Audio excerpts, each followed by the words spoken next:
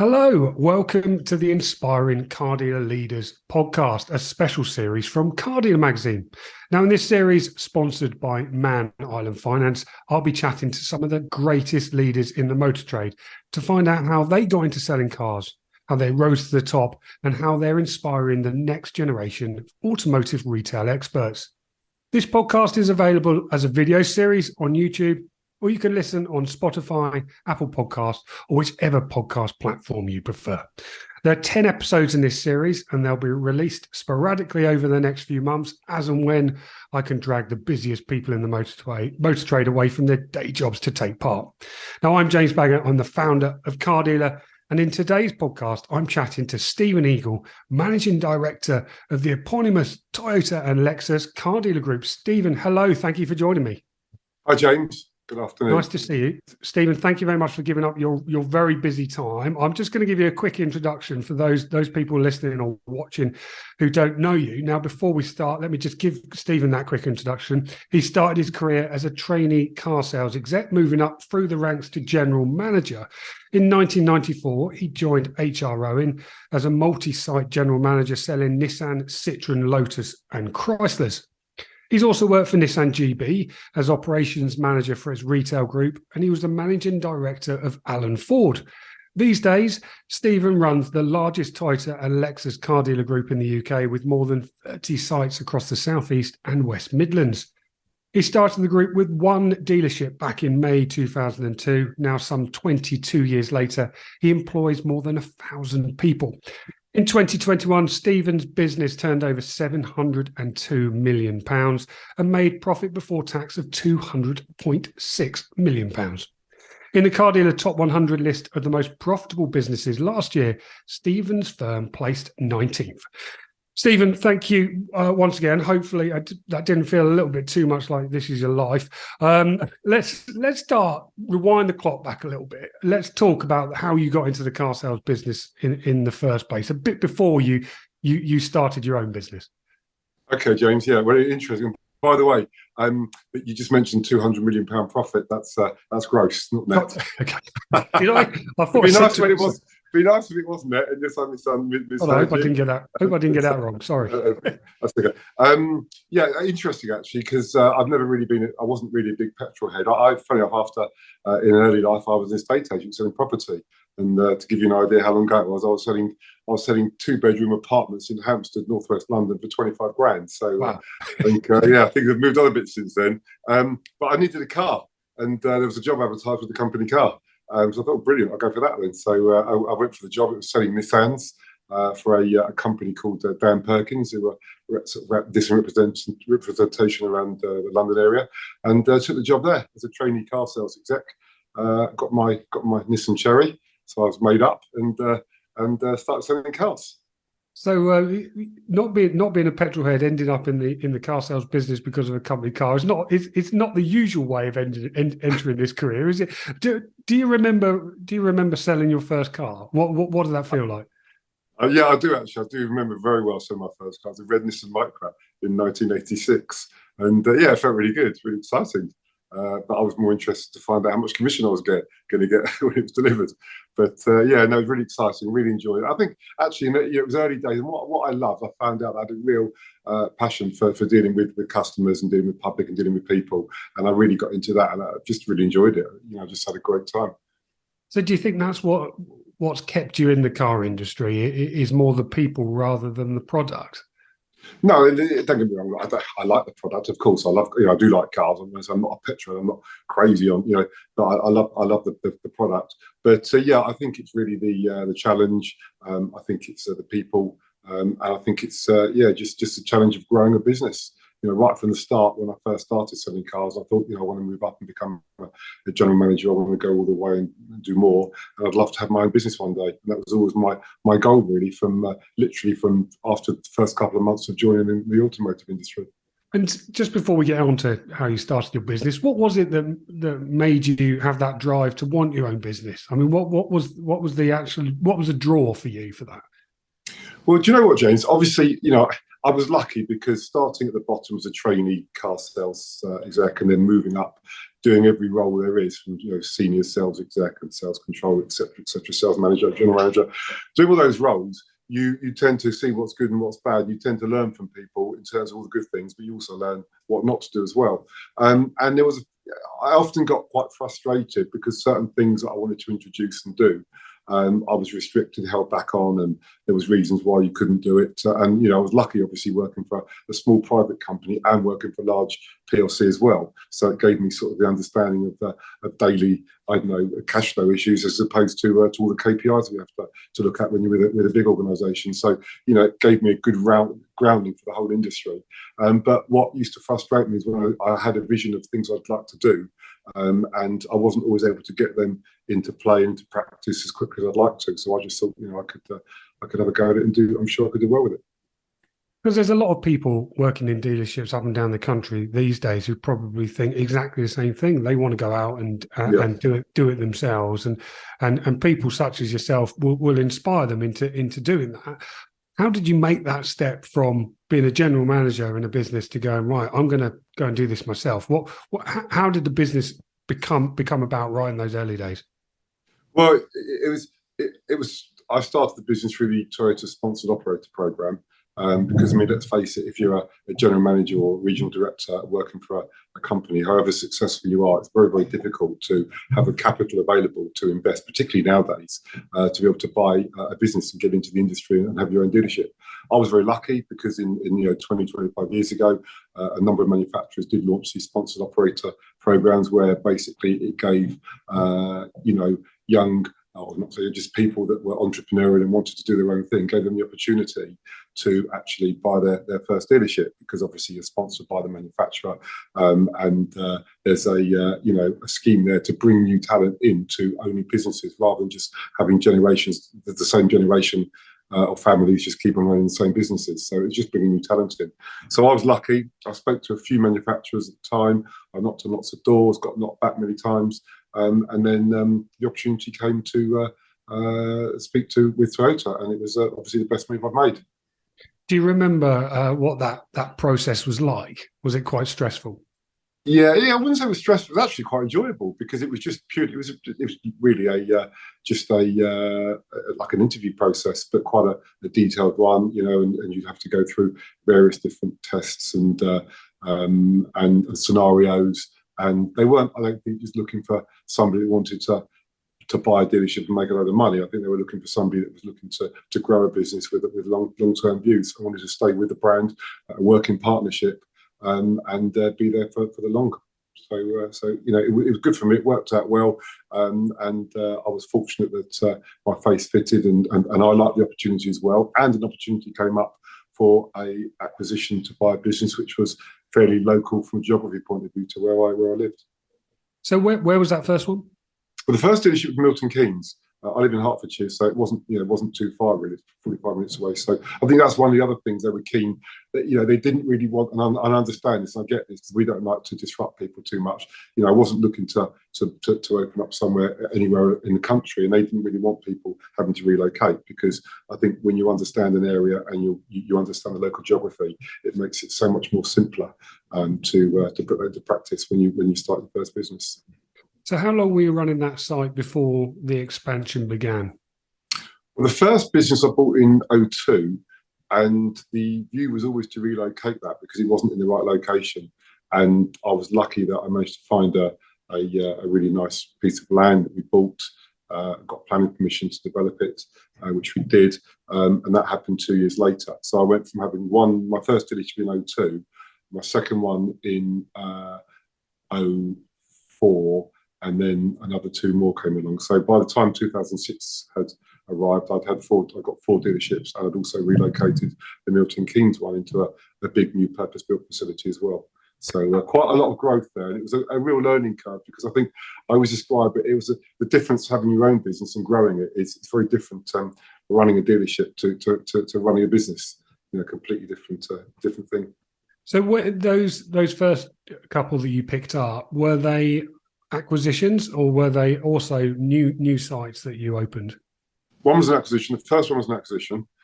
in Milton Keynes. The second one was an open point in Luton, and there was a site that I bought that had nothing on it, and we just basically rebranded it and put the brand in there. And Stephen, what made you go from having one business to growing to the extent that you have? Because I mean, a lot of people will be looking at your business. I mean, probably from other countries. It's amazing that you've got 30 with the same brands. It's near enough unheard of, isn't it? So how did it come about from having just the one to growing to such a great extent with that manufacturer? Well, look, clearly we had to do the job. We had to make sure that we ticked all the boxes and we, did the job well, and we represented the brand in the best possible way we could, and that they were happy with it. We needed to work, as I said, I use the word like a partnership with them. We do things together. But I think, from my point of view, my view was always to grow the business. I think you've got to have good people around you. That's number one. If you haven't got good people around you, you've got no chance. And I always say you actually got to, my job is to employ people that are better than me, can do the job well. So from my point of view, we had good people. I put a good team of people around me, but I needed to expand because, people don't sit around forever. You need opportunities. They want to grow. So I looked at opportunities, and we were lucky that things came up in our area, and we were able to buy some of the neighbouring businesses. And that's how we got into it, really. And we just kept buying and buying and buying more and more businesses surrounding our territory and our neighbours. And it just fell into place that way. But we had to work very hard at it. We had to prove ourselves. We had to prove we could do it. We had to also make sure we had enough cash around us to fund these acquisitions because, as I said before, running a business, and as you grow, you get growing pains. We went through some very tough times in, like in the financial crisis in 2008. We've had many tough times, tsunami. We've all had COVID. So you've got to be able to be resilient. You've got to be able to have the support to get through those times as well. But as I say, my view was, look, I was keen to grow the business. I wasn't desperate to grow it so that I just buy anything for the sake of growing. It had to be a controlled growth. And I also have the view that it had to be geographically right for us and strategically right. What I didn't want to do was end up with multi brands and end up doing half the job 5 or 6 times. I thought, well, let's be really, really good at doing one brand and make it really successful. And I don't like using the word easy, but it does become more manageable when you've got the same brand because you've got the one relationship. You've got the one set of processes that you can effectively pick up and put in any business exactly the same. We've got one set of standards to understand. We've got one set of manufacturing programs to understand, and so it does make it easier that way. So it didn't mean I never wanted to go with another brand, but it just meant that I didn't want to have, as I say, one here, one there, and end up sort of just running around for the sake of growing and having lots of different dealerships and doing this half a job 5 or 6 times. It sounds like it was certainly a very conscious decision to grow with the one partner. I mean, is there much more expansion on the horizon? We always want to grow. We're always looking to grow. When opportunities are there, we'll look at them and we'll take them if they fit us and it works for us, of course. Yeah. And would that still be with the same partners you're working with now? Look, there's going to come a point, obviously, when we can't grow any more with the one partner. We're aware of that, but we think there's opportunity still. We'd like to think there is still opportunity, and we'd like to think we can still grow with them. And we're keen to, of course, like anything. But as I said before, we're not just desperate to add more turnover just for the sake of it, to get to a number. I don't set targets on growth in terms of acquisitions, because I think that's dangerous. If I sit here and say to our team and publicly that we're going to add another 5 or 6 dealerships next year, then all of a sudden the pressure is to hit that number. And it comes to the end of the year and we haven't done it, you're going to end up just going and buying businesses just for the sake of it to hit a number. So we think it's better the other way around. We set targets internally in terms of how we're going to improve our processes and grow our business and make our business better. And over that time, you've clearly grown with acquisitions and opened up in new open points. What's the most memorable deal over that time when it comes to growing your business? What's the one that really stands out in your mind? That's a tough one. Well, I guess it's got to be the first one, isn't it? My first business that I bought back in 2002. the £1 goodwill that I paid was quite nice. Sounds like a bargain. That was not a bad deal, that, yeah. But obviously the first one was always the best because that was, look, they're all exciting, but that was just so exciting. So, and nervous. I was a little bit nervous, but I wasn't too. I was more excited than nervous. And people said to me at the time, they said, "Oh God, are you really nervous? You're really nervous?" I said, "Why?" I've done this before many times for other organisations and made their businesses successful, or I'd like to think I've done a pretty good job for them. So if I'm doing it for myself, why can't I make it work? And it was just a really exciting time, to get in there and walk in there the first day. I think we had 21 staff. That was a headcount, 21. And they were selling, I think they sold 200 retail new cars in the last full year. So it wasn't performing well, the business. And, we managed to get some really quick turnaround there. If you could rewind the clock and talk to yourself starting up that business back then, what would you tell yourself that you know now that would have helped you on that first day in the dealership? No, really. I think I've copied and pasted what I did because it worked out quite well for us, and I enjoyed it. And I think, James, I think it's really important that you've got to enjoy what you do. People talk about success, and for me, success means you wake up and you go off to do a job and you love it and you enjoy it. And look, every day you can't. There's obviously going to be problems here and there, and you get, aggravation now and again. But overall, if you love what you do, then you're successful, and that's really how I think anybody should judge success. Tell me a little bit about what your average day looks like if you have one of those. There's never an average day. It can be from anything really. What I love the most, and I get frustrated because I can't do it every day anymore, do it as much, as I love getting out and about to the branches and meeting and speaking to people and seeing everyone and talking to the teams. In the early days, I'd obviously been in all the businesses all the time. I knew every single member of the team. I knew their families, I knew everything about them. And of course, when you grow and you get to 200, 300, 500, 1,000 staff, it gets more difficult, a lot more difficult, and that I find frustrating. So because of that, I like to get out and about and meet people. But because you're tied up, and I'm the chairman of the National Toyota Council. I'm also chairman of a couple of the committees as well. So I'm pretty tied up with them as well. So I don't get as much time as I'd like to go out and visit the branches. But one thing I always do is we have, as you'd expect, regular induction days, and I always make a point of going to every single one of them, the induction day, just to spend a couple of hours there and introduce myself and meet everybody, and get to know them there. So at least I've had a bit of face time with everybody, and then it's just getting out and about. But really, it can be anything from. I try not to sit in an office doing paperwork. That's not my style. I'd rather pick up the phone and send an email, and just get out and about, really speaking to the guys, speaking to the senior team, and spending time on the sites. And we all have that thing that raises to the top of our to-do list pretty much every day. What's the one thing that you always sort of manage to, you always end up focusing your time on? I'm always looking at the numbers. When I say numbers, not just how many cars we sell, but looking at what we sell in terms of labour, but also in terms of the feedback from customers. Our Google reviews, things like that. I'm looking at, and obviously the manufacturers' CRS scores as well. That's important to me. So it's important to me to know what people think of us as a business, because obviously if you get that right, the numbers will come naturally anyway. Customers are basically at the heart of everything in Man Island. It's a well-worn phrase to say we're a people business, but that's exactly what we are. We all care and want to get things over the line for you as a dealership. Although it's a very fast-paced, pressurised environment, we have fun. We're very friendly, we're very welcoming, but we're also very professional as well. We like to get the job done. Our relationship with Man Island has been centric to us doubling our finance business over the last 12 months. So Man Island are quite unique in that we're a prime bank-owned lender, but we also work with a variety of other finance partners to give up the all-round package. As we've grown as a lender, we're now on market with the products that we have: hire purchase, PCP, lease purchase, etc. We're agile, we're resilient, we're always forward thinking in anything we do. We always want to provide our customers with the best possible user experience. We don't want to be the biggest in the market, we just want to be the best in the market.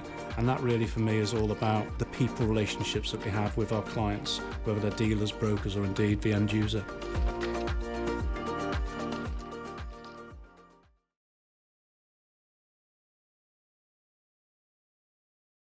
You've mentioned how important your team is during our chat. What do you look for, or ask your teams to look for when they're hiring new staff? I think the one thing we look for above everything is attitude. From my point of view, and it's not rocket science. You can teach people virtually anything in terms of from a technical side. You can teach them how to sell a car, you can teach them how to repair a car, you can teach them how to do accounts, etc. But you cannot teach someone how to have the right attitude. And for me, that is probably the most important thing to look for in anybody. Because, we've all walked into retail environments and they just don't feel right. And that's because the attitude's not right, and you can't train someone to enjoy what they do. And that's not just for customer-facing staff either.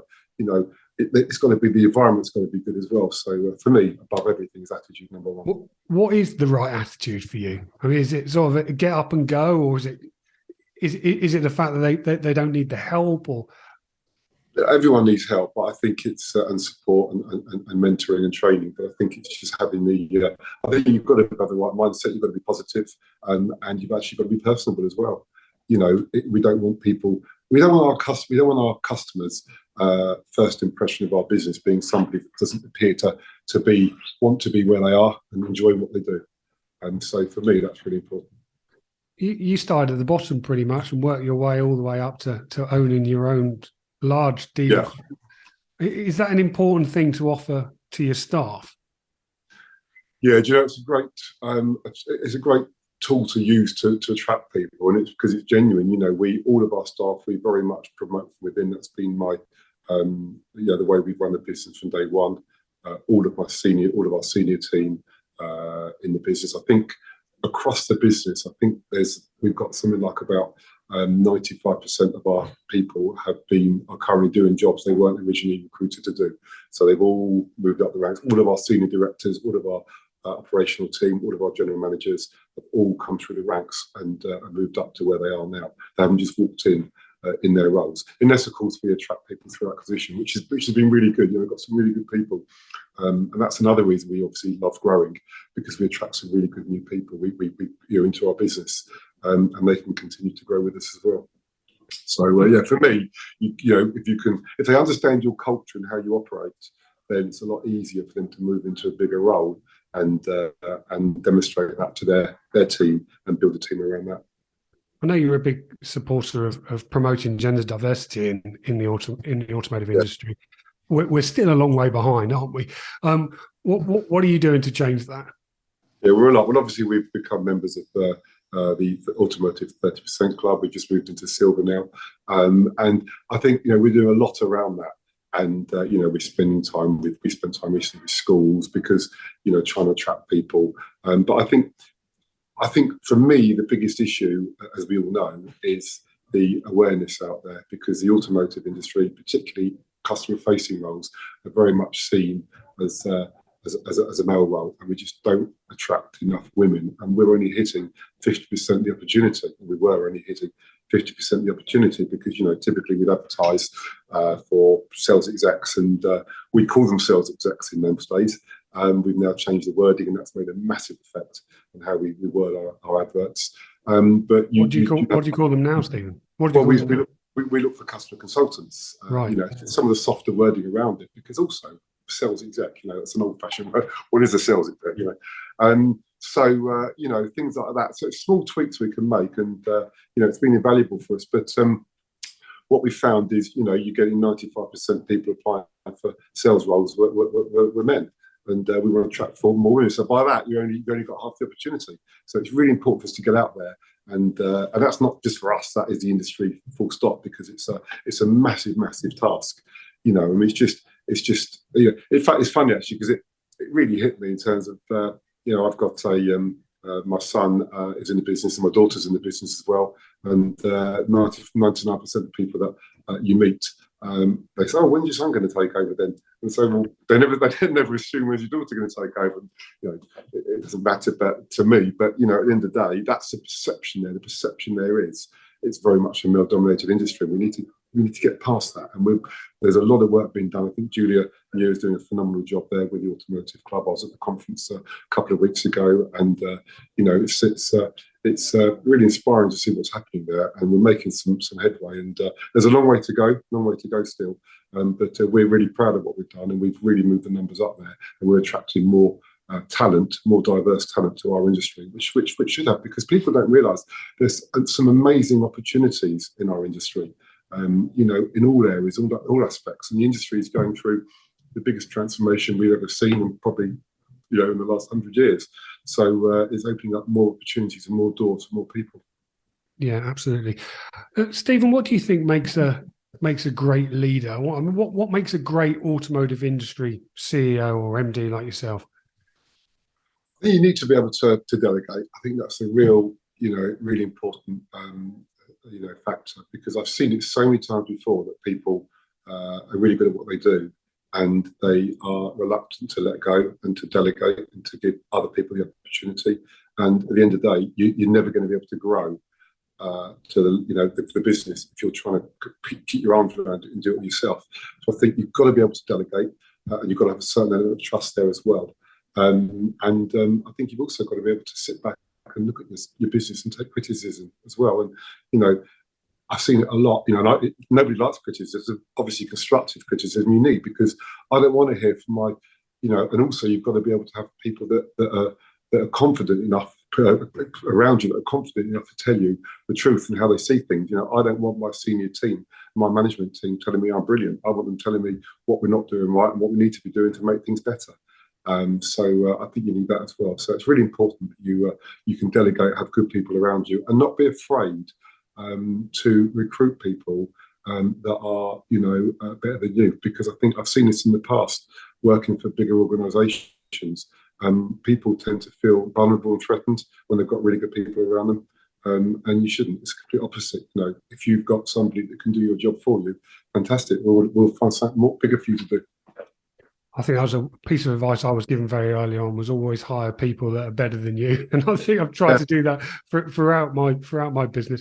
It makes the job a lot easier. Yeah, definitely. Stephen, what do you think is the hardest part of running the business? What do you find tough? I mean, look, at the end of the day, we go through tough periods. We always want the ups, but there's obviously going to be some downs. There's always things that come along that hit you that you don't see coming. But for me, it can get quite lonely sometimes as well, because you're right at the top. So you need to have people to share it with and to talk to about your problems and your concerns with the business. But I think the hardest times really when you get frustrated and when things aren't going the way you want them to. But then again, it's how you look at it, because I and our team always look at these. We don't use the word issue so much. We can use more of as challenge and opportunity. What can we do to make them better? What do you, on the flip side of that, what do you find the most rewarding about doing your job? Probably, if you asked me that 15, 18 years ago, when I've been a couple of years in the business, I say I was looking at the financial results. And obviously we still want good financial results. But for me, the most rewarding thing is when I visit our businesses and sit in meetings and I sit around the table and I see senior managers, directors, people that have done phenomenally well with us, had a really, really good career, and it's changed them and their families' lives. And that's because they may have started with us as a trainee, and we've given that opportunity for them to grow with us, and that's so satisfying to see. As I say, people just do really well and prosper and grow with you. I go around the businesses and I remember some of the people who've had this 15-year-old, apprentices, and they're now sort of in senior management positions, and it's great to see that.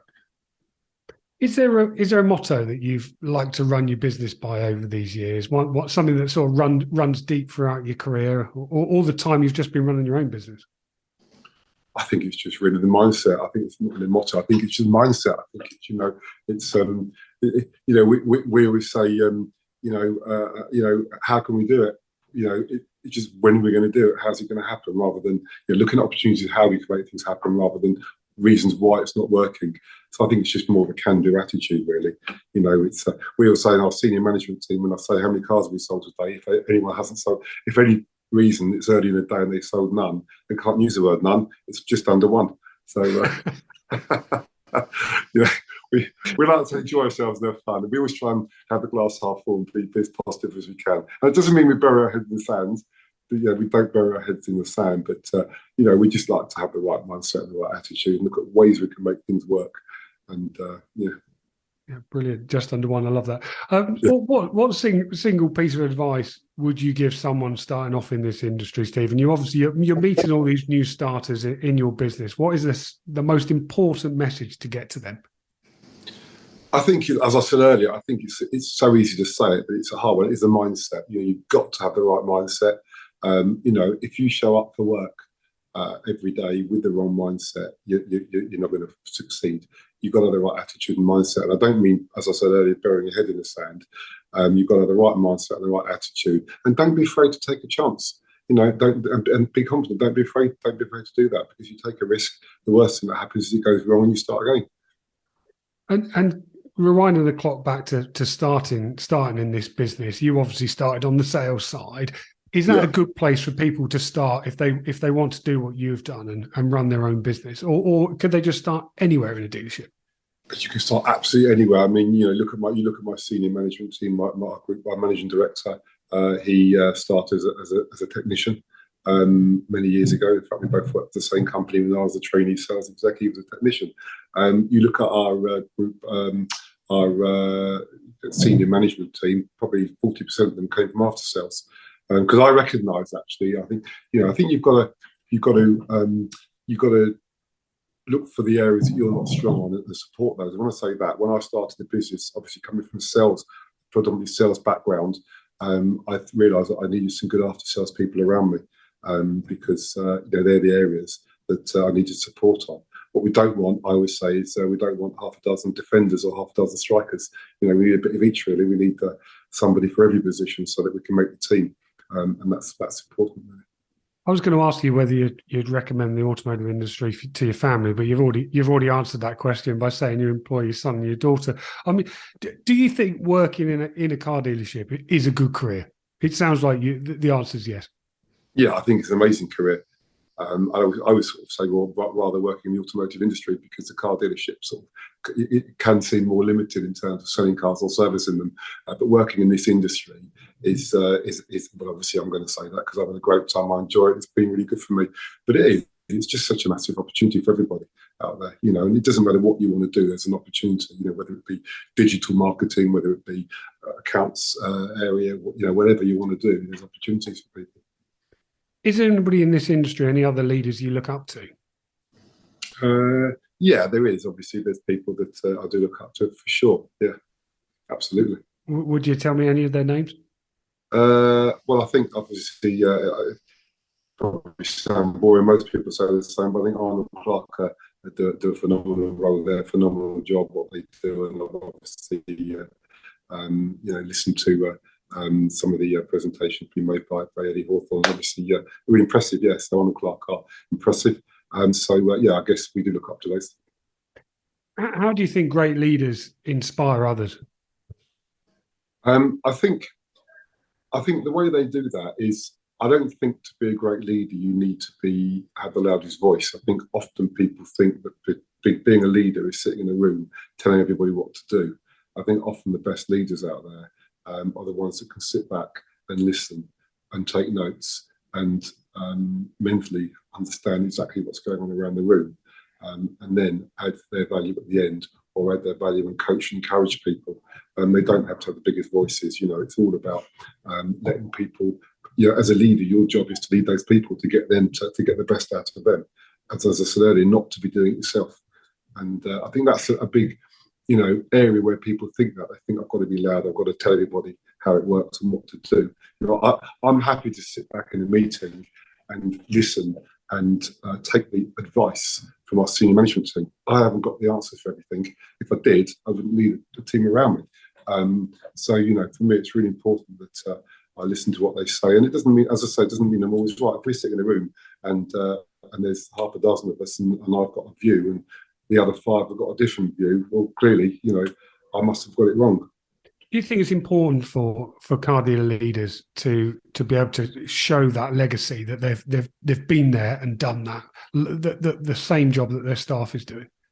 Yeah, it's a really good question, actually, James, because important. I think it helps. Yeah, I think it helps a lot because I know the industry's changed since I was selling cars, but to actually have been there and understand what the guys go through on a day-to-day basis, the hours they work, these people are working long hours, and all the frustration that you get through all the different roles in the industry, to have been there and done it yourself and understand that is a massive, of course, it's a massive plus for anybody, isn't it? Because also I think people like to listen to people that have been there and done it themselves. It doesn't mean that, you can't learn and jump in there, but you can't really read a book on how to run a car dealership and just turn up and do the job, because I think, quite frankly, it's not really going to work. You're not going to get the respect and the buy-in from the team, are you?